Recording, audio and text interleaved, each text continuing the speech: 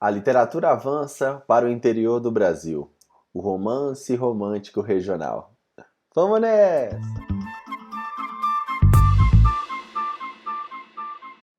Fala aí, galera, beleza?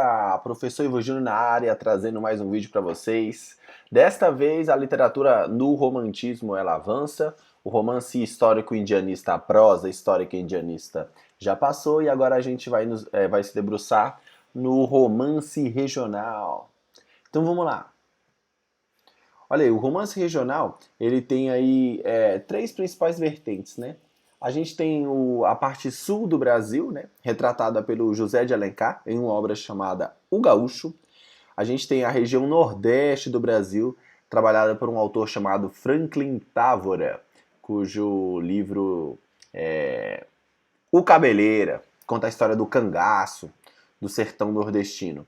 E a gente tem um livro do Visconde de Toné, ou Taunay, como queiram, que trabalha a obra Inocência. Colegas, e por que isso? Por que existe esse romance regional?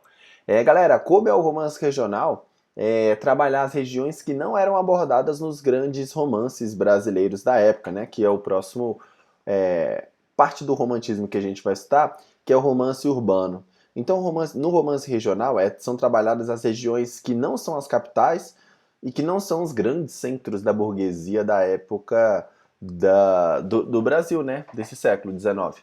Então, a gente tem aí, por exemplo, o Gaúcho, no qual a obra trabalha a região sul do Brasil, a gente tem o Cabeleira trabalhando o Nordeste, a gente tem Inocência trabalhando a região de Mato Grosso do Sul. São regiões que não são tão exploradas assim pelos grandes autores brasileiros, mas que elas têm um grande valor nessa parte aí do romance regional. Já que a ideia do romantismo era um projeto de identidade nacional sólida, todas as regiões do Brasil tinham que ser trabalhadas, e coube ao romance regional essa missão. Então, desses três romances regionais que vimos aí, a gente vai trabalhar um de maneira específica, que é isso aí, ó, o romance Inocência, obra de um camarada chamado Visconde de Taunay. Esse livro ele é dividido em 30 capítulos, né? Ele foi publicado originalmente em 1872. Ele relata os costumes, pessoas e ambientes da região sul do Mato Grosso. Então, lá na região do Mato Grosso do Sul. A obra Inocência, ela foi escrita pelo Visconde de Toné, ou Taunay. Ele nasceu em 1843 e viveu até 1899. Ele era carioca, fez carreira militar e participou da Guerra do Paraguai. Ele andou muito pela região ali do Mato Grosso e aí ele pôde colher experiências e comprou várias de suas obras. A principal característica dele é a capacidade de reproduzir com precisão os aspectos visuais da paisagem sertaneja, né? Principalmente a fauna e a flora da região. Além de Inocência, ele tem, que é a obra-prima, né, dele, ele tem outros livros sobre a guerra e o sertão. Um exemplo é Retirada da Laguna, de 1871. Então vamos lá, senhores, vamos nos aprofundar um pouquinho no enredo da obra Inocência e também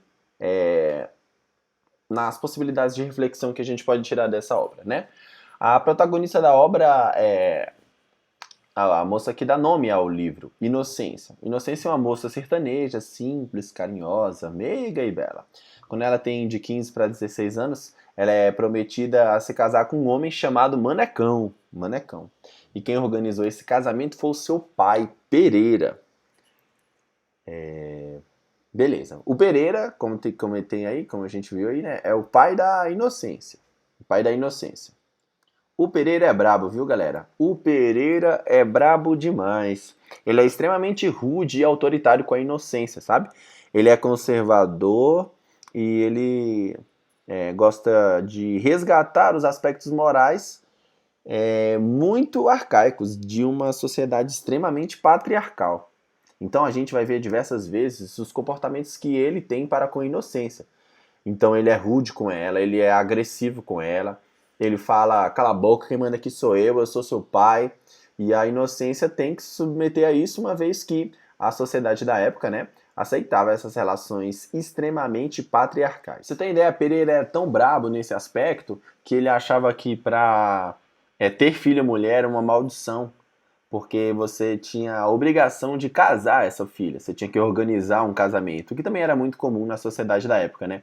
Era o pai que tinha que encontrar um marido para a filha, e o casamento era quase uma relação de negócio, pouca relação amorosa. Porém, o Pereira, ele amava a Inocência. Ele cumpria todos os deveres como pai, ele era um homem responsável, honesto, porém era extremamente rude e agressivo com ela, sem violências, para com Inocência, claro, por conta do amor paternal, né, que ele tinha para com ela, mas ele a tratava de maneira bem rude, bem pesada. E o próximo personagem que a gente tem aí é o Cirino. O Cirino é um moço de bom caráter, que caminhando pelo sertão passava-se por médico, utilizando seus conhecimentos farmacêuticos para curar as pessoas. O Cirino, ele era um falso médico. Ele falava que era médico, porém ele tinha umas noções básicas de enfermagem. E ele tinha um grande desejo de ajudar as pessoas, de curar as pessoas. Então ele se passava por médico. Ser médico, na verdade, era uma grande mentira. Cirino contava esse caosinho para ter mais credibilidade e poder ter acesso às pessoas que estavam doentes e assim poder ajudá-las. O próximo personagem que merece destaque aí é o Meyer, ou Mayer, né? Ele é um alemão que ele coleciona borboletas. E aí ele acaba por vir ao Brasil na esperança de encontrar algumas espécies que ele nunca havia encontrado antes. E ele acaba por se hospedar na casa de Pereira, na fazenda de Pereira, que Pereira tinha uma fazenda gigante. E por último aí, ó, a gente tem o personagem Tico. O personagem Tico, ele é um anão mudo, tem muita dificuldade de se comunicar a ele, mas ele é como se fosse ali o grande serviçal de Pereira.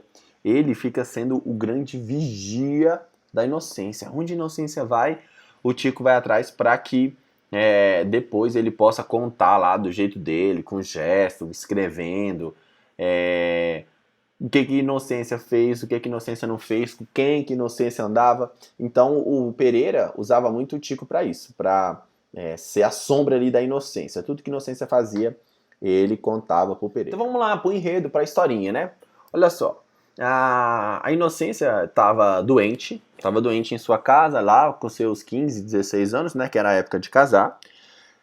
O Pereira havia combinado um casamento já da Inocência com um cara chamado Manecão, tá? O Manecão é negociante de gado que arrumava os papéis do casamento arranjado com Inocência. Então o Pereira já tinha organizado tudo e Inocência ia casar com esse Manecão a todo custo. Porém, como Inocência estava doente, Pereira foi atrás de um médico, de um remédio para que Inocência ficasse boa. Aí que entra o Cirino na história. Cirino ouve a conversa lá de Manecão na feira e aí fala, não, eu sou médico, eu posso ir lá vê-la. E aí o Pereira falou, não, então vamos lá. Aí quando eles chegam lá, o Manecão recomenda diversas vezes, Cirino, minha filha é uma filha muito bonita, tá na idade de casar, então você não abre o olho pra cima dela, porque ela já tá prometida de casamento pra Manecão. Manecão também é brabo, então você não se engraça com ela não. Cirino, não, beleza, de boa e tal.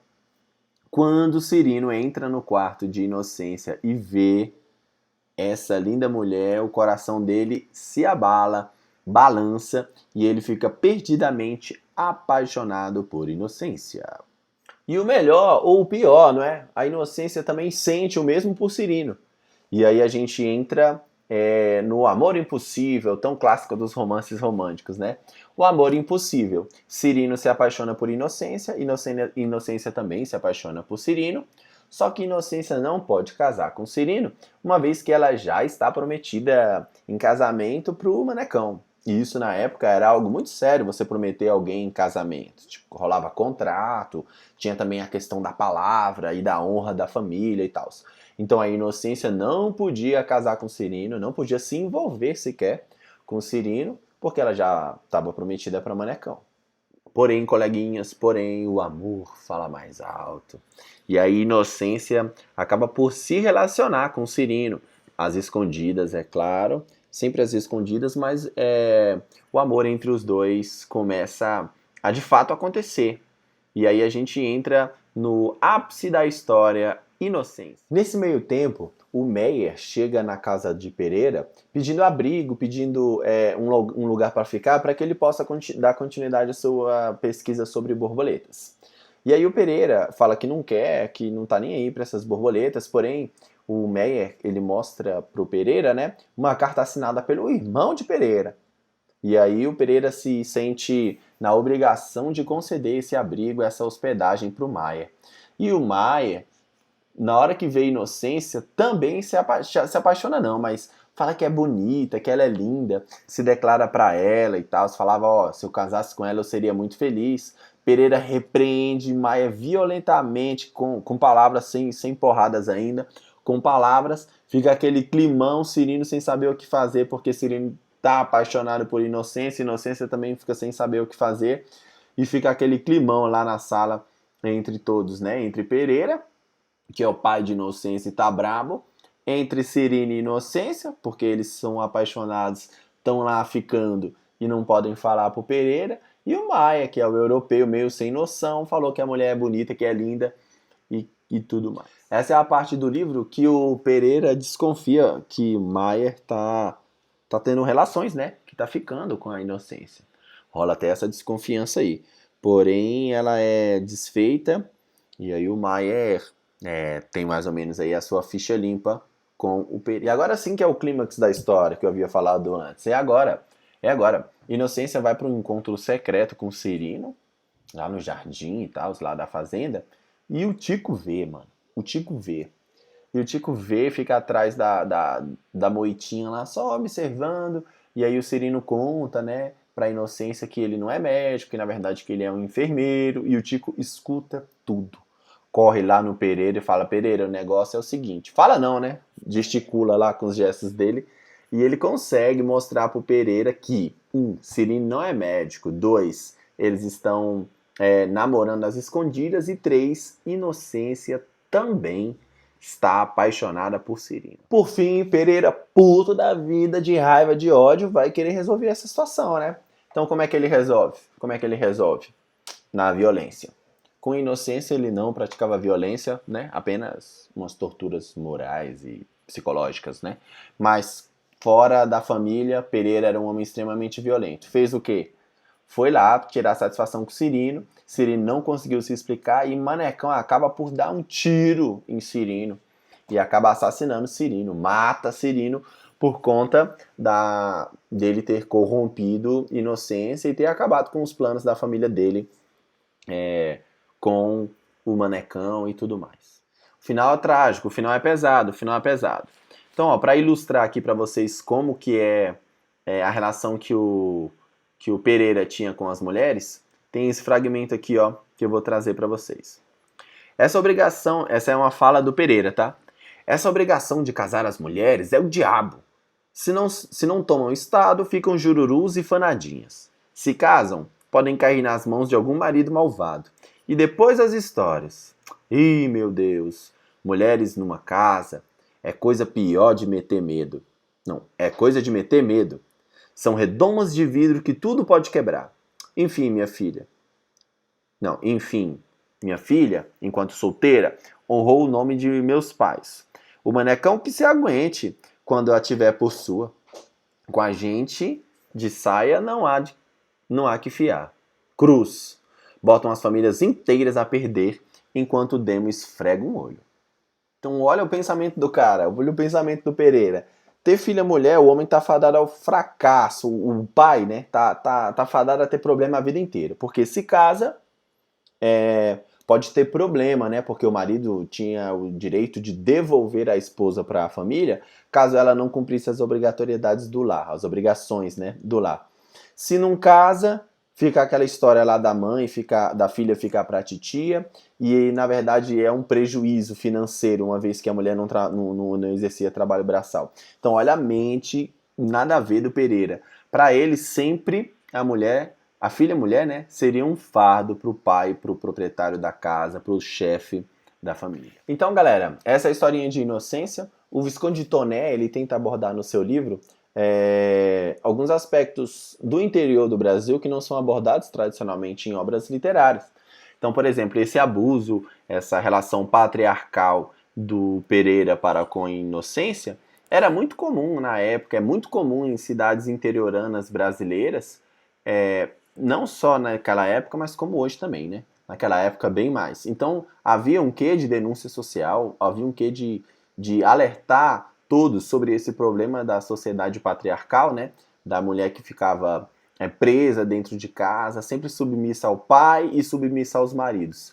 A essa preocupação na obra do Visconde de Toné. E é isso, colegas. Espero que tenha ajudado aí de alguma forma. Na aula de hoje eu contei para vocês a história do romance Inocência, obra do autor Visconde de Toné, do romance regionalista, romance regional brasileiro. Espero ter ajudado de alguma forma. Muito obrigado e até a próxima, hein? Tchau, obrigado!